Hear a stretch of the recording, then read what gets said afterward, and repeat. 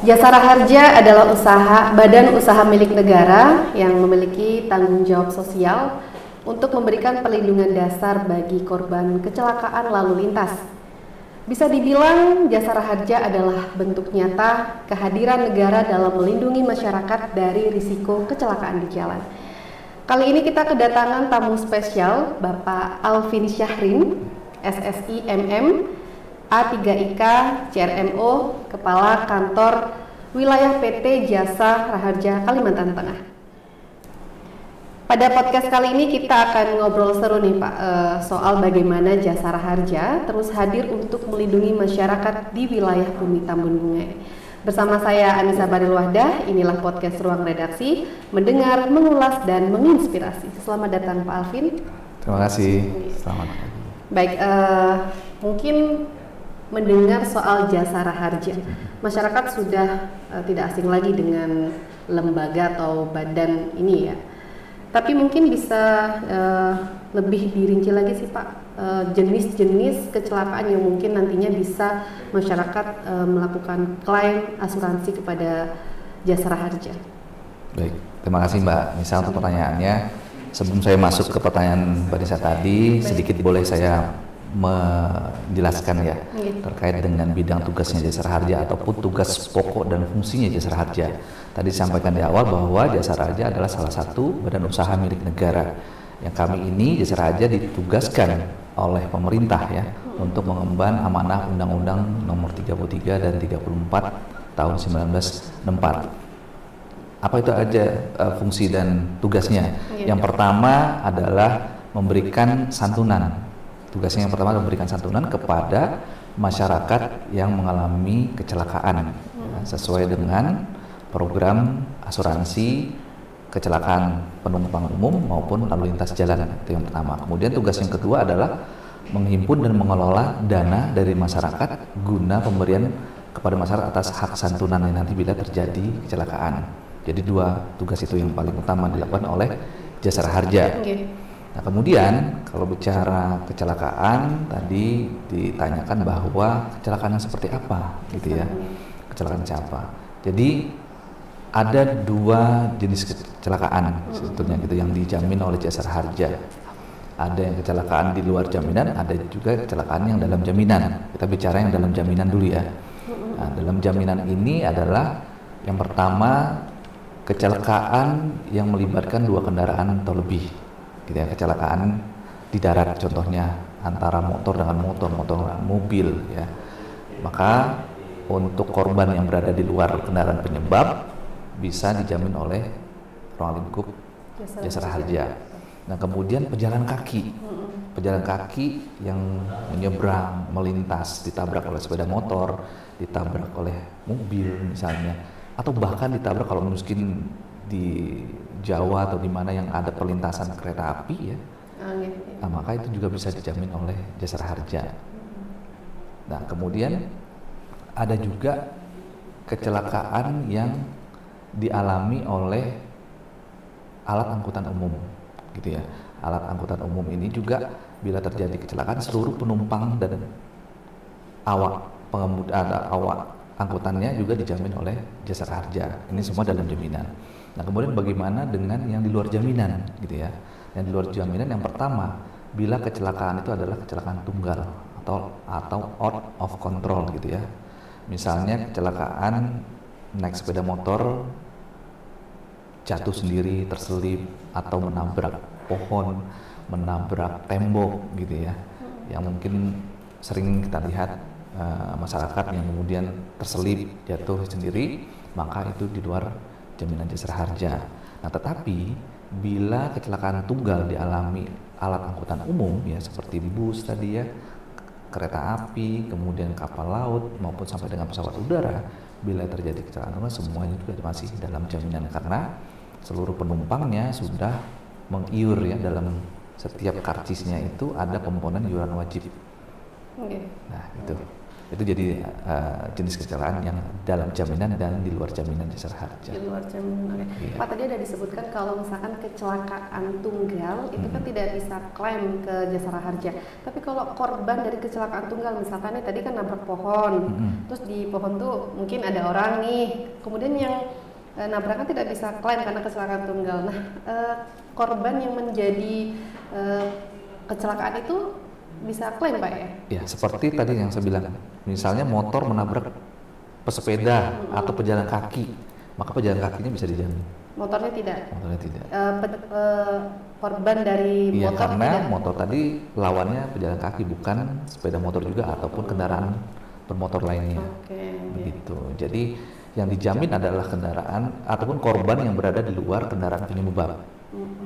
Oke. Kecuali tadi sama-sama kendaraan, baru Boleh. dua-duanya memiliki hak. Betul. Nah, atau yang dialami oleh kendaraan penumpang umum. Penumpang umum, baik supir, penumpang dan semuanya di situ tercover, Pak, ya. Oke. Ya, dalam Mungkin jaminan tadi jasara itu- harja.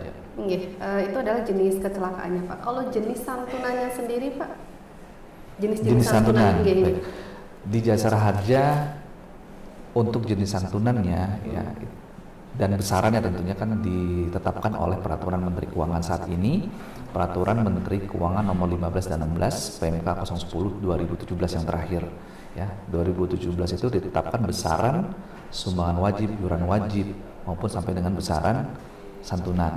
Jadi ada beberapa santunan yang disampaikan atau diberikan oleh pemerintah kepada korban maupun ahli waris korban. Yang pertama, bila korban meninggal dunia, Itu yang pertama. yang pertama ya, untuk korban meninggal dunia, maka kepada ahli waris yang berhak diberikan santunan sebesar 50 juta. Nah, kemudian ada santunan luka-luka namanya. Santunan luka-luka ini diberikan maksimal 20 juta. Ya, tetapi berbeda untuk kecelakaan luka-luka dialami oleh pesawat udara, diberikan maksimal 25 juta. Nah, kemudian ada santunan cacat tetap. Nah, cacat tetap juga berdasarkan persentase nanti setinggi-tingginya diberikan maksimal sebesar 50 juta. Nah, lalu kemudian ada santunan yang bila mana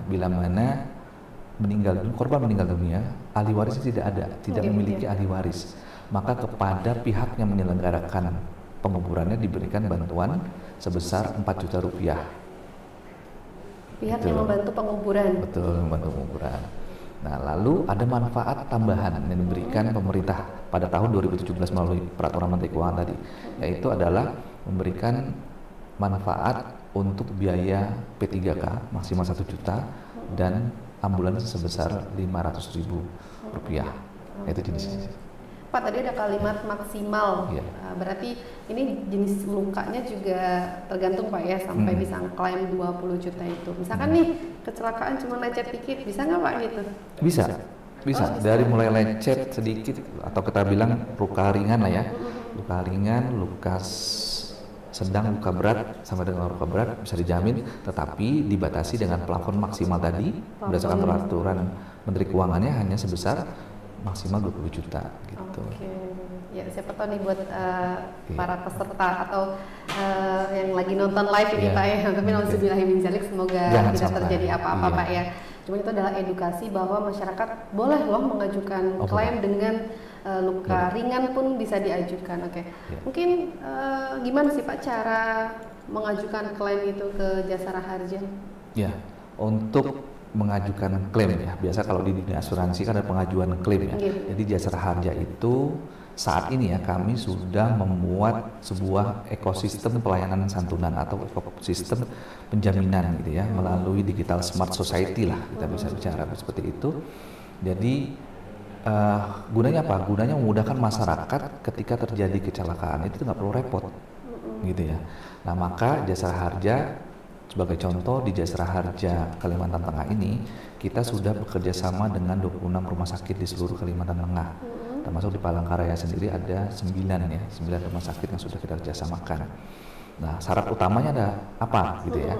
Syarat utamanya adalah yang pertama kami punya slogan ini, laporkan setiap kejadian kecelakaan lalu lintas itu kepada kepolisian atau pihak yang berwenang gitu ya. Setelah laporan kejadian ataupun laporan polisi terbit, maka kita segera menerbitkan garansi letter ataupun surat jaminan. Jasa Raja dengan Korlantas Polri ya itu sudah integrasi data saat ini gitu ya. Jadi laporan polisi itu sudah kita dapatkan secara digital.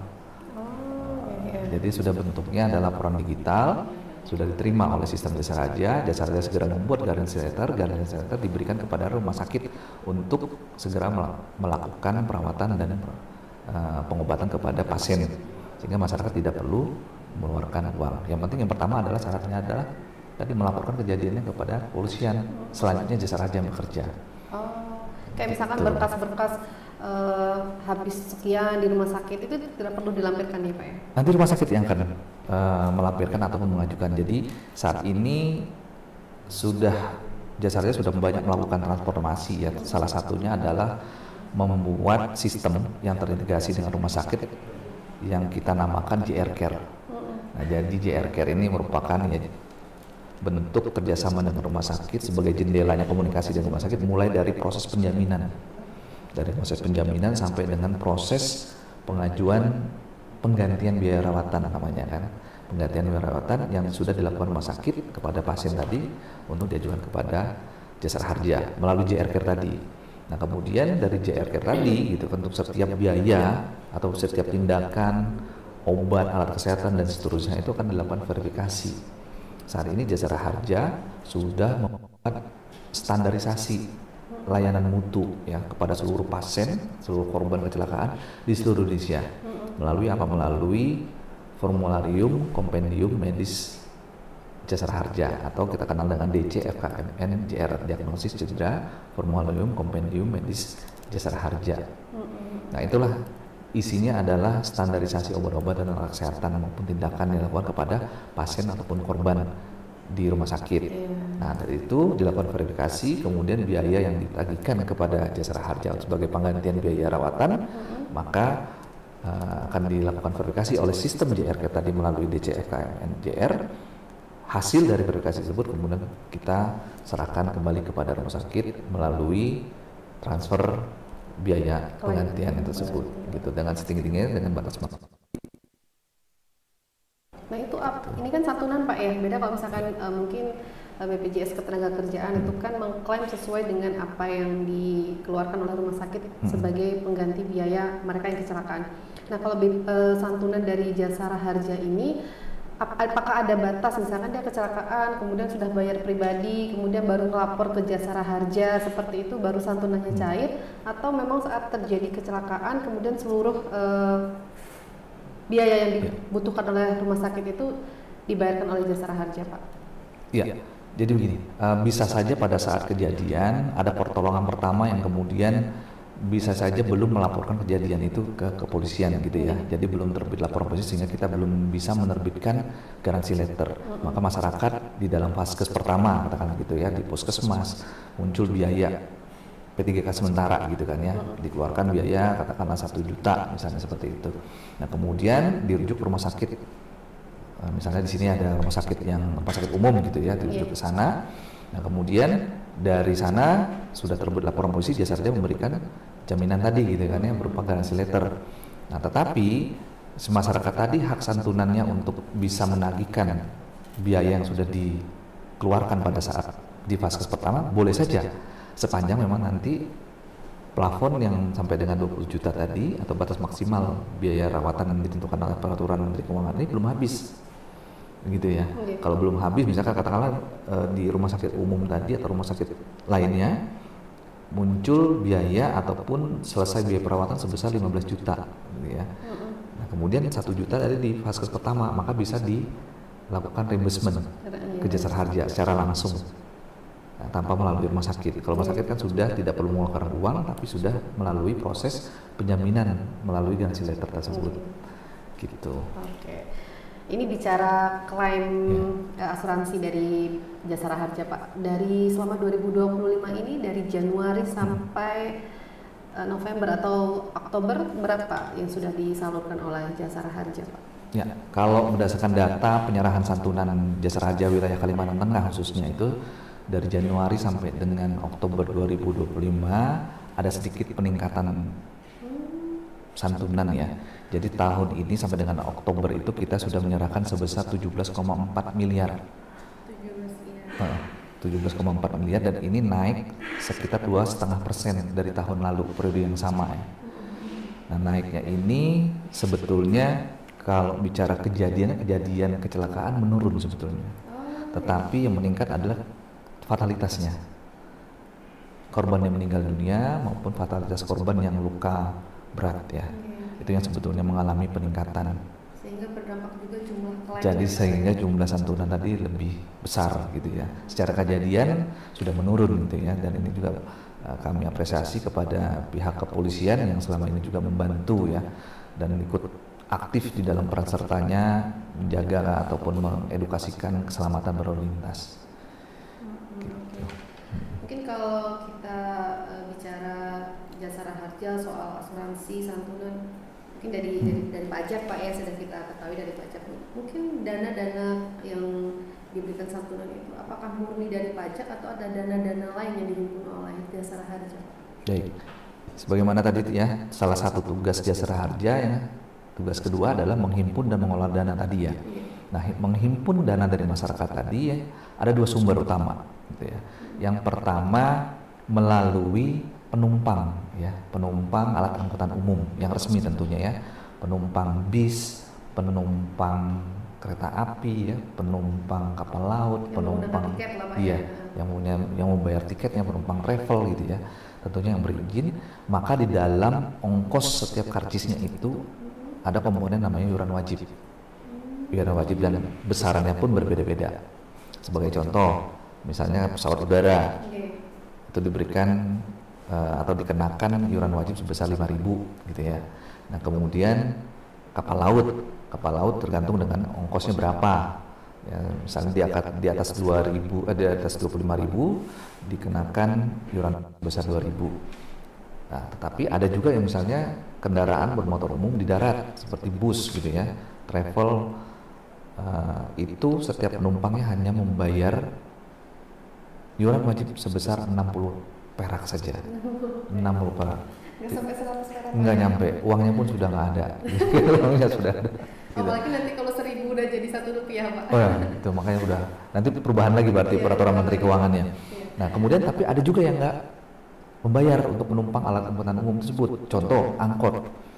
Jadi kalau penumpang angkutan kota itu dibebaskan. Oh bebas. Bebas, tidak membayar iuran wajib, tetapi karena sesuai ketentuannya, ketentuan undang-undang udah bilang angkutan kota, ya salah satunya adalah angkutan kota atau bis kota atau kereta ya KRL yang di dalam radius 50 km saja itu dibebaskan. Tetapi bila terjadi kecelakaan maka semuanya bisa dijamin oleh Jasara Harja. Ada juga kelompok masyarakat yang tidak membayar apa-apa, itu saya bilang kan, mulai dari pejalan kaki, penumpang angkutan kota, bis kota, kemudian KRL atau kereta api dalam kota yang dalam radius 50 kilo itu dibebaskan. Nah itu dari sumber iuran wajib. Yang kedua, dan ini cukup besar ya, cukup besar karena ini berbarengan dengan pada saat seluruh pemilik kendaraan bermotor ya, baik sepeda motor maupun mobil itu mempunyai kewajiban setiap tahunnya membayar pajak gitu ya, membayar pajak setiap tahunnya, membayar pajak. Di dalamnya itu juga salah satunya ada namanya sumbangan wajib dana kecelakaan lalu lintas jalan. Nah, sumbangan wajib dana kecelakaan jalan ini yang juga nantinya digunakan untuk membayar santunan. Juga besarannya berbeda-beda tergantung dengan golongan kendaraannya. Contoh misalnya sepeda motor itu besaran sumbangan wajib hanya sebesar Rp35.000 per tahun. Kemudian mobil katakanlah seperti sedan, jeep itu sebesar Rp143.000 per tahun, dan tidak melihat mobilnya mobil apa. Mobil biasa sampai dengan mobil mewah sama, tergantung jenisnya saja. Pajak kendaraan Pak ya? Iya, kalau kendaraan punya ketentuan tersendiri berdasarkan merefer kepada peraturan gubernur maupun peraturan dari Kemendagri gitu ya, nanti ada besarannya sendiri berdasarkan NJKB ya. Oke. Gitu. Pak, mungkin kembali lagi tadi terkait sumber dana yang diperoleh oleh Jasara Harja kan, selain dari pajak tadi ada dari tiket-tiket seperti itu. Mungkin nih pengalaman pribadi saya biasanya kan beli tiket pesawat itu sudah bayar tiketnya, kemudian ada diminta memilih untuk membayar asuransi. Nah, apakah ini nantinya kalau misalkan terjadi apa-apa tidak bisa klaim, apakah itu sudah termasuk dengan yang penyanyi jasa harja atau sendiri, Pak? Ya, tadi khusus misalnya begini, Bapak Ibu ataupun penumpang yang sudah membayar karcis, tentunya di setiap karcisnya sudah ada komponen iuran wajib, dan itu yang nantinya akan disetorkan oleh pengusahanya atau pemilik transportasi umum itu kepada jasa harja. Nah, kemudian bila terjadi kecelakaan, maka jasa harja akan memberikan santunan sesuai dengan haknya berdasarkan peraturan Menteri Keuangan. Nah, boleh nggak menambah manfaatnya gitu ya, bicaranya begitu. Ini tergantung nanti kepada masing-masing penumpangnya. Nah, ini berkaitan juga bagaimana pemahaman masyarakat ya terkait dengan manajemen risiko gitu kan, terkait dengan literasi sehubungan dengan pemahaman asuransi, proteksi gitu ya. Nah, bila terjadi kecelakaan, karena yang dilindungi oleh jasa harja ada perlindungan dasar namanya. Jasa harja menyediakan perlindungan dasar yang besarnya diatur oleh peraturan Menteri Keuangan. Nah, boleh nggak nambah manfaat? Ya silakan, boleh saja gitu kan ya. Dan tentunya kita akan menyadari untuk menambah itu tentunya akan membayar sejumlah premi ataupun akan terbit polis gitu kepada asuransi yang silakan dibebaskan kepada masyarakat gitu. Jadi bisa diklaim dua-duanya bila terjadi kecelakaan gitu. Terkait dana wajib yang sumbangan wajib Pak ya namanya ya, yang diambil setiap tahun dari pemilik kendaraan. Nah, apa sih strategi dari Jasara Harja untuk meningkatkan kesadaran masyarakat dalam memberikan sumbangan wajib tersebut, Pak? Ya, dan tentunya ini sumbangan wajib di awal saya sampaikan adalah erat kaitannya dengan dalam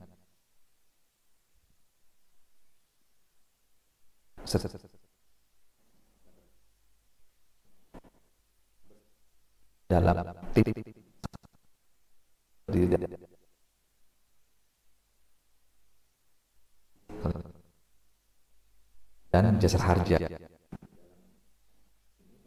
berupaya bagaimana meningkatkan kepatuhan masyarakat gitu ya, kesadaran masyarakat untuk bisa melunasi kewajibannya setiap tahun. Yang kita lakukan bersama tentunya gitu ya, walau ada yang sifatnya bersama, ada juga yang mungkin kita lakukan oleh masing-masing instansi. Yang kita lakukan bersama tentunya bagian dari upaya sosialisasi bersama gitu ya. Upaya sosialisasi bersama ke masyarakat secara langsung ya, on-site di kecamatan, di kelurahan, di kantor-kantor, instansi dan seterusnya. Itu upaya kita lakukan. Kemudian juga ada upaya kita lain untuk zaman sekarang, zaman digitalisasi ya, membuat konten-konten, membuat flyer digitalisasi, kesadaran membayar pajak gitu ya, atau mengingatkan gitu ya.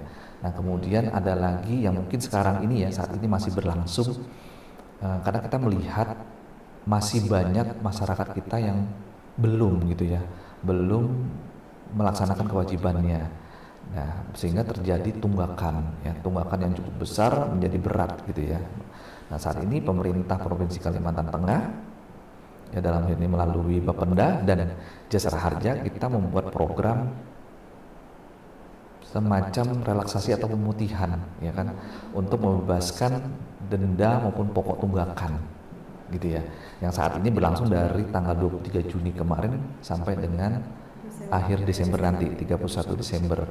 Nah, fungsinya buat apa? Buat tadi yang pemilik kendaraan bermotor yang punya tunggakan gitu kan menjadi lebih ringan ya. Tetapi yang kami harapkan adalah tidak menunggu itu terus gitu ya. Belum tentu program ini ada terus gitu ya, karena kan bagian yang penting adalah bagaimana mengedukasi masyarakat untuk tertib ya. Nah, tidak hanya nanti yang tidak tertib terus yang akan terus kita berikan manfaat, tetapi yang berikutnya adalah kelompok masyarakat yang patuh. Nah, saat ini juga kepada kelompok masyarakat yang patuh diberikan program undian. Nah, gitu. Jadi win-win solution lah bagi yang belum patuh dengan yang patuh, kita berikan apresiasi keduanya. Nah, tadi seperti saya sampaikan adalah ke depannya kita mengharapkan masyarakat untuk terus menjaga kepatuhannya gitu ya. Yang saat ini mungkin sudah lunas karena tunggakan tadi sudah selesai, ya tahun depan diharapkan untuk tertib, jangan sampai menukar lagi. Belum tentu ada gitu ya, belum tentu, kita nggak pernah tahu gitu kan. Tapi yang paling penting adalah tertib. Karena apa? Fungsi pajaknya juga ya. Fungsi pajak ini kan, fungsi pajak dan sumbangan wajib adalah bagian masyarakat pemilik kendaraan bermotor ini sama-sama bergotong royong ya, sama-sama gotong royong satu untuk memberikan sumbangsi terhadap program-program pembangunan daerah ya, mulailah dari pembangunan infrastruktur, pembangunan kesehatan maupun pendidikan dan seterusnya, itu sumbernya dari pajak yang menjadi salah satu sektor pendapatan asli daerah. Dan juga korban ya, korban rumah kecelakaan.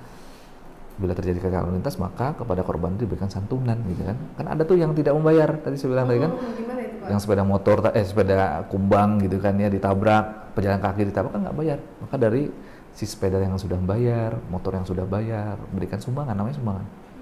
Kepada mereka yang tadi terlibat kecelakaan, maka diberikan itu. Jadi kita bagian juga berkontribusi untuk memberikan bantuan sebetulnya kemanusiaan kepada kelompok masyarakat tadi yang tidak membayar. Berarti santunan gitu kepada korban ini juga tidak ada pengecualian Pak ya, misalkan tadi kita sudah bicara soal taat pajak kendaraan seperti itu. Bagaimana jika masyarakat ternyata ketika kecelakaan mengajukan klaim, kita cek ternyata nggak pernah bayar pajak, tidak pernah bayar sumbangan wajib, itu seperti apa Pak? Jadi kepada korban kecelakaan tadi ya, bila dalam ruang lingkup jaminan ya, seperti kecelakaan 2 kendaraan ataupun kecelakaan lebih dari 2 kendaraan tadi, maka setiap korbannya bisa dijamin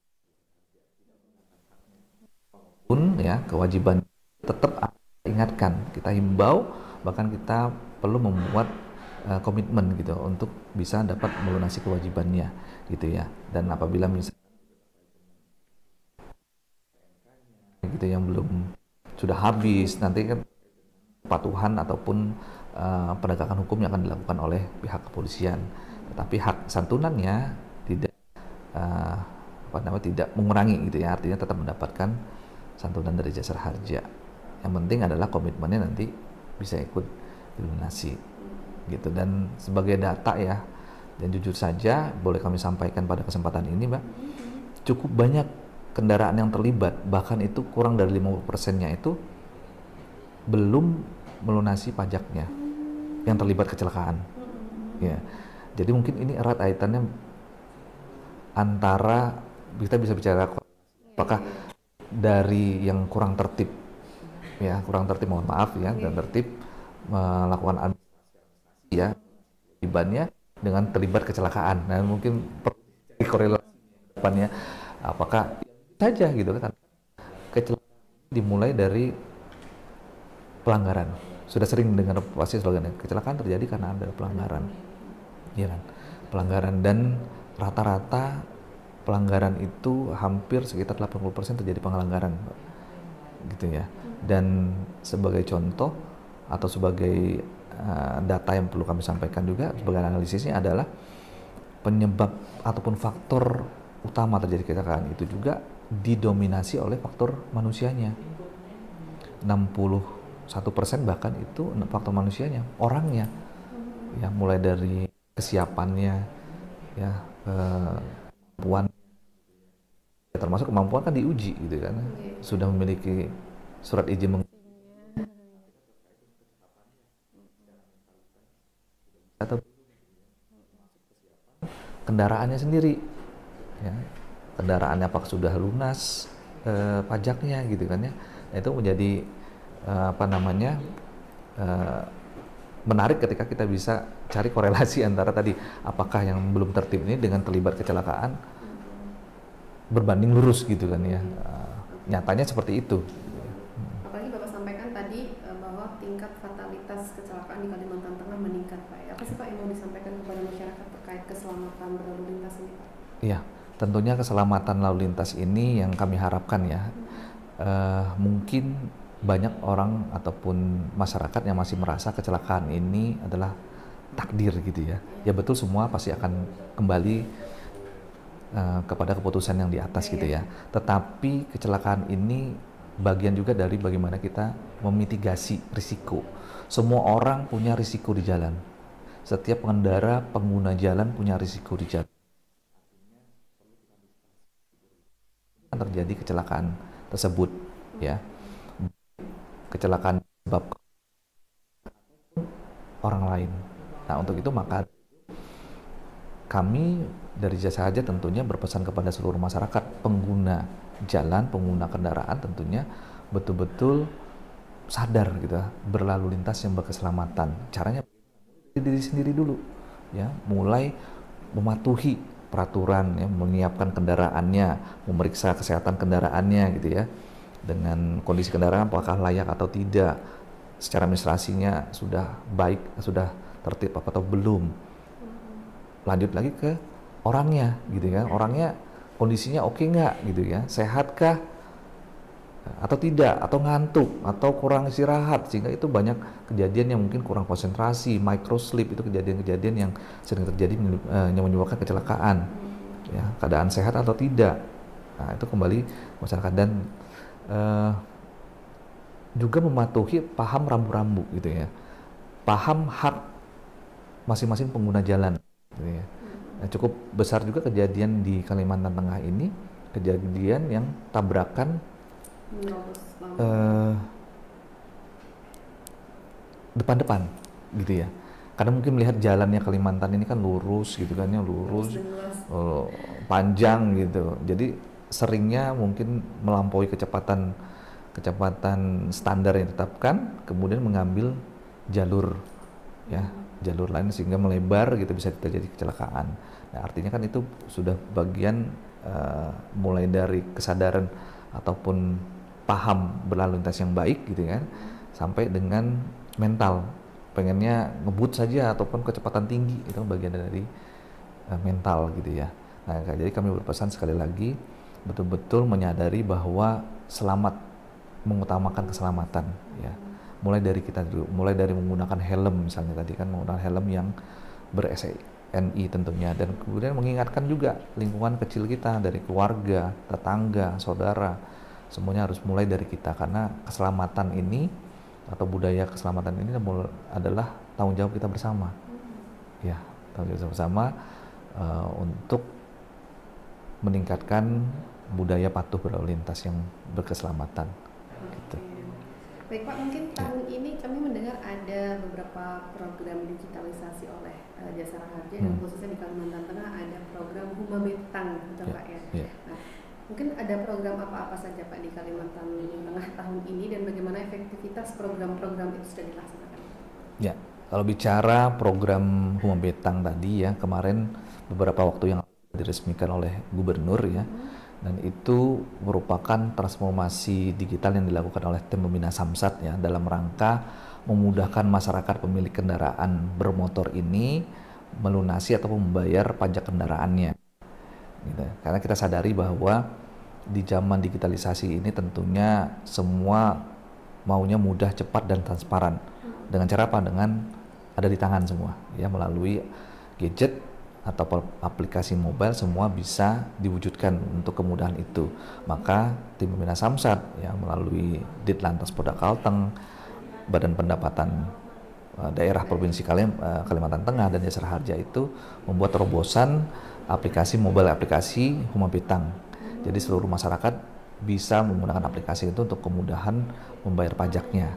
Jadi kita sadari bahwa Kalimantan Tengah ini kan provinsi sangat luas sekali ya Mbak Nisa, sangat luas sekali, dan tentunya kami menyadari bahwa saat ini layanan pembayaran secara langsung itu belum sampai menyentuh ke pelosok-pelosok, ya kan.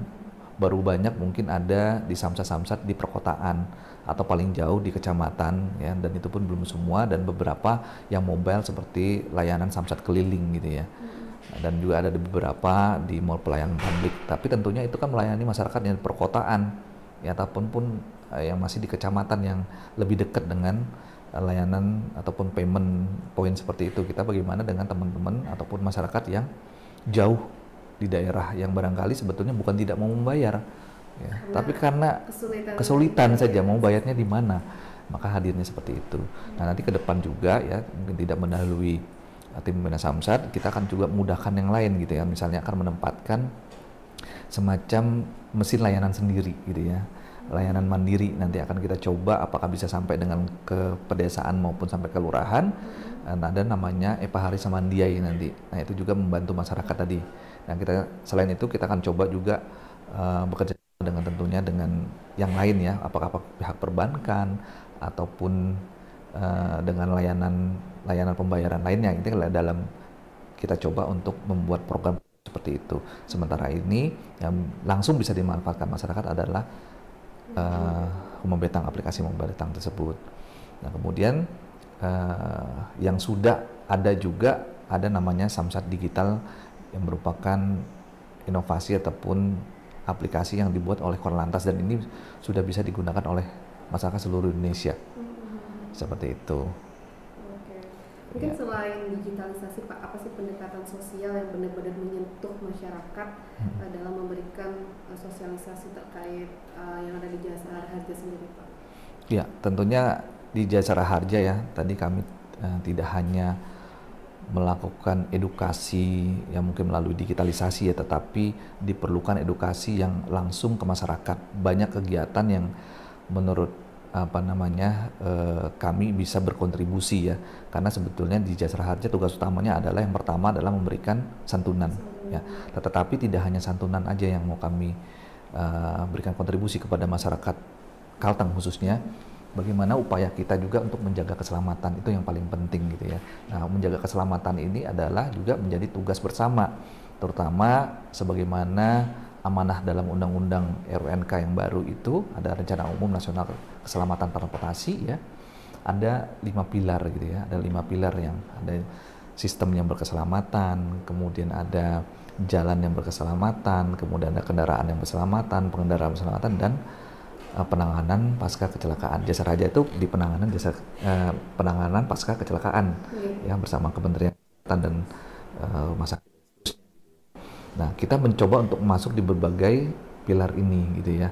Mulai dari pilar sistem berkeselamatan, kita sudah bekerja sama dengan Korlantas membuat integrasi data. Nanti kita akan tahu di mana titik rawan laka, pemetaan rawan laka yang kemudian kita akan coba lakukan edukasi di daerah situ gitu. Ataupun selain edukasi apa yang bisa dilakukan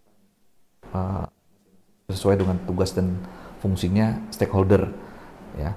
Nah, kemudian dari kegiatan itu akan muncul program keselamatan transportasi. Jadi sudah ada 5 pilar tadi, muncul program keselamatan transportasi, di antaranya adalah yang sering kita lakukan saat ini berkolaborasi dengan pemerintah daerah maupun instansi vertikal adalah Forum Keselamatan Lalu Lintas. Nah, Forum FKLL. Ya, ini salah satu program keselamatan transportasi adalah FKLL. FKLL ini, Mbak, akan dilihat adalah apa yang menjadi faktor penyebabnya. Kemudian masing-masing instansi bisa berbuat apa di situ, termasuk Jasara Harja. Salah satu misalnya kita perlu melakukan edukasi di daerah situ. Nah, Jasara Harja juga turun langsung ke masyarakat melakukan edukasi. Di dalam edukasinya juga akan lihat apakah dari sini sering terjadi kecelakaan dan dimungkinkan ke masyarakat ini bisa membantu dalam penanganan pertama. Nah, maka di dalam kita libatkan juga kegiatan program lain adalah namanya PPGD nih, ya, penanganan pada gawat darurat. Jadi itu akan melibatkan tenaga pengajar dari tenaga medis dan masyarakat di situ. Karena masyarakat di situ bahkan mungkin kalau ada komunitas ojol yang sering berkumpul bisa kita libatkan. Gunanya apa? Nanti terjadi kecelakaan, beliau-beliau ini akan membantu. Nah, itu langsung ke masyarakat. Dan juga selain itu, bila kecelakaan banyak melibatkan anak-anak sekolah gitu ya. Nah, maka Jasara Harja sudah membuat program lain PPKL. PPKL ini pengajar peduli keselamatan lalu lintas. Nah, para pengajar kita berikan juga edukasi, sosialisasi untuk sama-sama membangun kesadaran. Nah, Jasara Harja saat ini juga sudah Kementerian Pendidikan Nasional ya dan Korlantas Polri itu membuat diseminasi terkait dengan buku ajar nih, Mbak. Buku ajar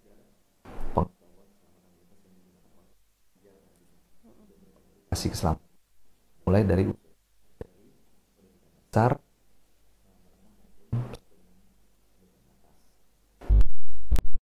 pada masyarakat, dan juga dalam bentuk-bentuk lainnya ya, seperti penyuluhan-penyuluhan yang bersama yang kita lakukan gitu ya, terkait kegiatan, misal contoh penerimaan mahasiswa baru gitu. Kita akan masuk kuliah umumnya, memberikan edukasi, dan juga misalnya berkolaborasi dengan literasi, program literasi yang dilakukan oleh otoritas jasa keuangan bersama pelaku jasa, kita akan sama masuk juga ke jadi banyak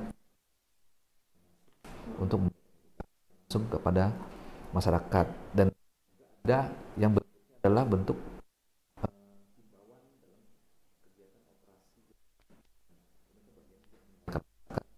untuk menjaga keselamatannya ya, punya helm gitu kan, sekaligus pastikan kewajiban atau belum. Jadi itu yang langsung kepada masyarakat. Ya. Jadi Bapak sebutkan bahwa juga sudah edukasi dan sosialisasi kepada kalangan sekolah. Nah, ada nggak sih Pak datanya bahwa tingkat kecelakaan di Kalimantan Tengah yang Bapak sebutkan tadi, fatalitasnya juga meningkat? Apakah di anak-anak seperti kita lihat kan SMA sudah pada bermotor seperti. Dan ini juga secara nasional, bahkan korban kecelakaan itu banyak usia produktif, terutama di usia anak-anak sekolah dan mahasiswa. Data di kami saja gitu yang sudah kami santuni sampai dengan Oktober itu, kelompok masyarakat profesi di usia pelajar ini sebesar 30%. Ini kelompok pelajar dan mahasiswa ini menjadi concern kami juga. Ya, terakhir kami pada saat kegiatan atau memperingati Hari Anak Nasional mencoba membangun kesadaran mulai dari adik-adik kita yang di SMP. Jadi kita mau mengadakan atau memanggil 100 duta ya, duta anak SMP untuk membudayakan keselamatan ya, mulai dari SMP. Nanti kan atau menjadi duta-duta yang akan mengingatkan teman-temannya kalau masih SMP jangan naik motor gitu ya, jangan menggunakan sepeda motor gitu, atau bonceng atau macam. Nah itu penerimaan mahasiswa baru gitu ya, yang mengumpulkan seluruh mahasiswa kasih gitu. Berarti sebegitu.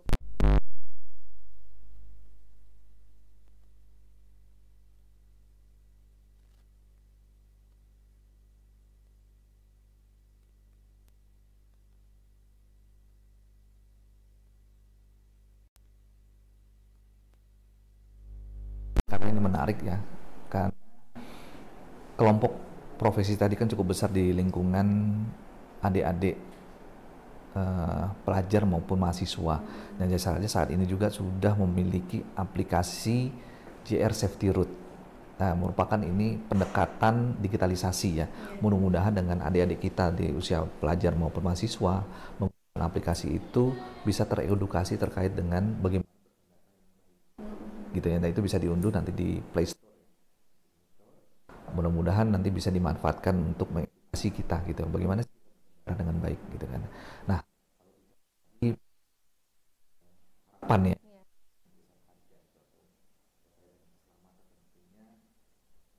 sebagaimana komitmen kami ya, kami tidak hanya bertugas untuk memberikan santunan, tapi lebih kepada upaya keselamatan. Perlu kita sadari bahwa hanya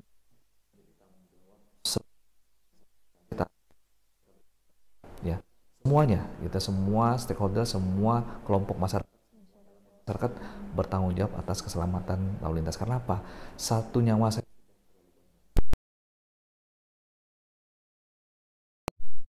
untuk itu kita diri kita sendiri mematuhi peraturan lintas ya kan, menyadari dari bahwa pentingnya keselamatan adalah yang utama ya, menempatkan keselamatan di urutan ya. Jadikan semangat keselamatan itu menjadi semboyan dalam hari-hari gitu ya. Misalnya selamat atau keselamatan adalah keren ya, selamat adalah keren, tumbuhkan semangat seperti itu. Karena apa? Karena ketika kita keluar rumah ya kan, ada orang rumah lagi yang akan nunggu kita kapan kembalinya. Tidak mau Kita untuk kembali pulang gitu kan. Nah, kembali lagi bahwa terjadi kecelakaan itu berdasarkan data kami akademik EMU ada bukan ahli waris ya, keluarga yang ditinggalkan itu sebanyak 62% terjadi pemiskinan. Kenapa? Tadi cari kerja gitu ya, cari kerja, nafkah itu. Ayo sama-sama kita menjaga keselamatan gitu ya, sadari bahwa setiap langkah keluar dari rumah sepeda motor menggunakan kendaraan mobil atau kendaraan apapun punya risiko terjadi kecelakaan.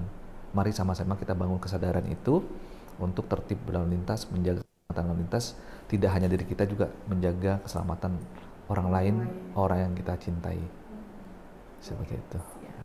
Tentunya lagi satu kewajiban kita sebagai pemilik kendaraan juga taat kepatuhan ya, melakukan pengesahan STNK, pembayaran pajak dan sumbangan wajib, dan kecelakaan lalu lintas jalan yang setiap tahunnya dilaksanakan di kantor Samsat ataupun menggunakan aplikasi yang saat ini sudah ada, aplikasi Huma Betang ataupun aplikasi Signal. Seperti itu, mudah-mudahan bisa berkontribusi terhadap pembangunan masyarakat di Kalteng maupun nanti pembayaran santunan kepada korban kecelakaan lalu lintas. Oke, gitu. Siap. Baik. Demikianlah ngobrol kita bersama Bapak Alvin, Kepala Jasara Harja Provinsi Kalimantan Tengah.